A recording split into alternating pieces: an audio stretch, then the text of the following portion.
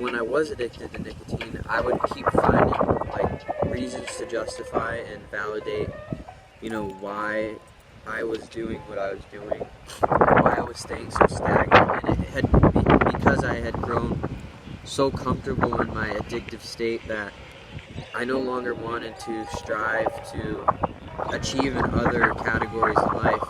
And these can be, morals, virtues. It can be things like other activities that you participate in that your nicotine addiction is taken away from.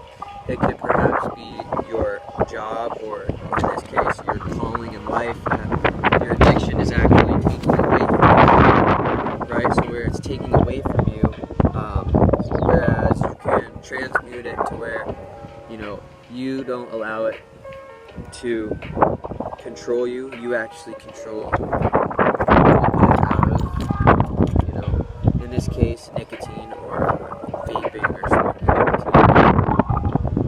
Like I said, it can take away from you because you're putting your thoughts towards it, you're putting your feelings towards it, you're putting your physical actions towards it. Versus when you quit nicotine, you have that kind of surplus of energy that I talked about before, and you're able to transmute that into your, current, things that you want to put that energy into, right? Whether it be, anything, like I said before.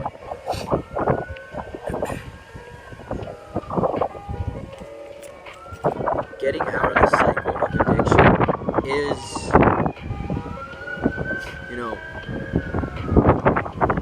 part of the process of nicotine addiction.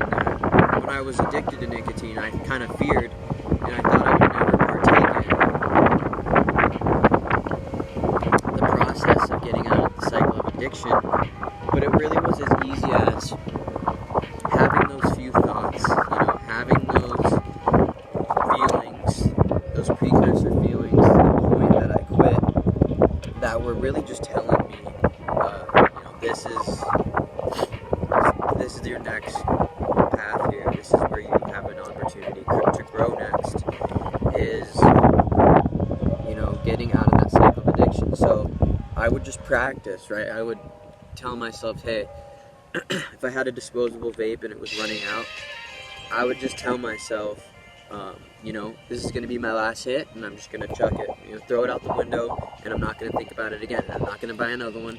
I'm going to see how long that I can go without it. And by me even questioning that stuff, even though I had already told myself that I knew that I wanted to quit nicotine, by me telling myself that, I kind of remind myself that this is something that is right for you. This is where your next place of growth is, and or your next space where you need to grow is. And even though the first couple of times I would throw it out the window, and then I'd wait a couple hours, and then I'd go buy another one, and I'd justify it in some way, and end up feeling really guilty. But each time this happened, I would build up more and more strength to where it was like, no, next time I'm not going back on my word. I'm not going to do that. I'm going to follow through, and I'm not going to crap under the pressure.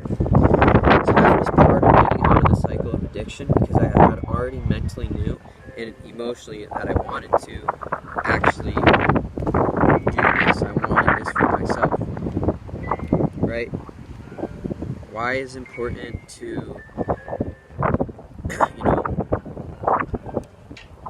get rid of,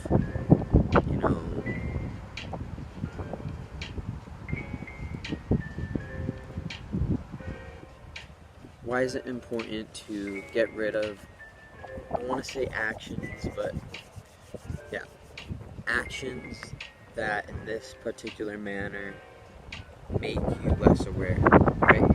And I'm not saying that if you're smoking nicotine, then you're going to be dumb, or you're going to be less aware than a regular person who's not smoking nicotine. All I'm saying is that it can be taking a burden on your mental, physical, emotional, and spiritual state, like I've talked about on my channel. So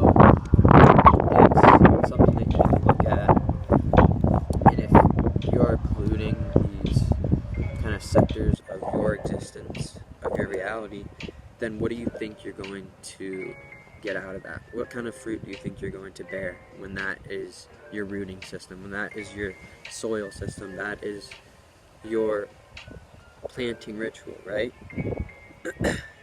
So things that pollute the mind are body, emotional state, and mental state is addiction, right? And drug abuse, because it makes kind of a false reality for you, therefore putting you in a delusion or a kind of like state to where you're not exactly experiencing everything to the full effect of your reality. It's just really what I talk about, because I'll give it 1 second here. Just take a break here.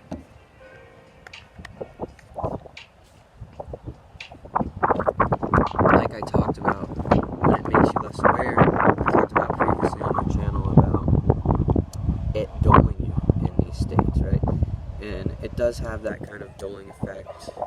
I know mentally it kind of people can use it as a kind of way to relieve stress, but then in the long run you still end up thinking about it, you still end up stressing about the addiction, so it's not really a long-term fix.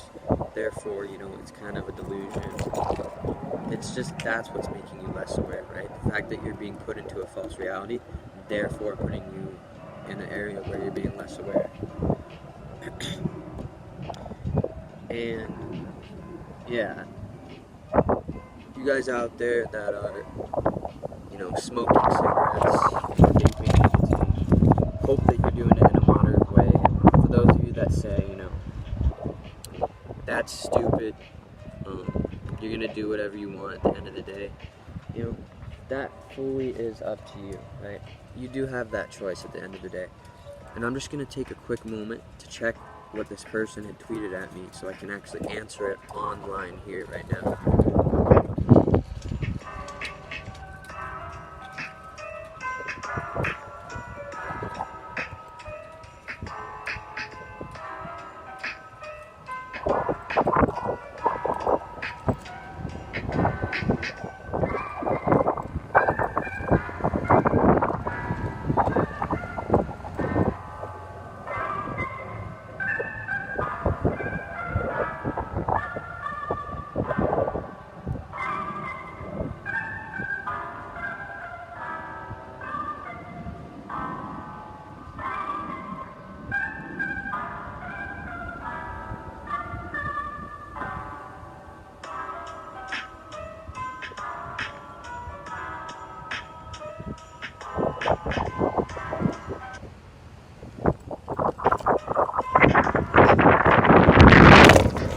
Ah, shit. Damn. My shit just flew. Gotta get this back here. And alright. I'm gonna go ahead and migrate to the car. I'll catch up with you guys right there. So I'm gonna show you guys what people on Twitter have been kind of arguing me about nicotine addiction, and about how they say vaping is better, even though vaping is a more concentrated version of nicotine and sometimes a synthetic derived version of nicotine. Actually, the Juul actually was made to replicate the amount of nicotine that it had in a pack of cigarettes in one Juul pod. But it was actually more potent than that in general. So I'm actually going to migrate to the car just because I don't want it to rain on this. And I'll catch up with you guys in a minute.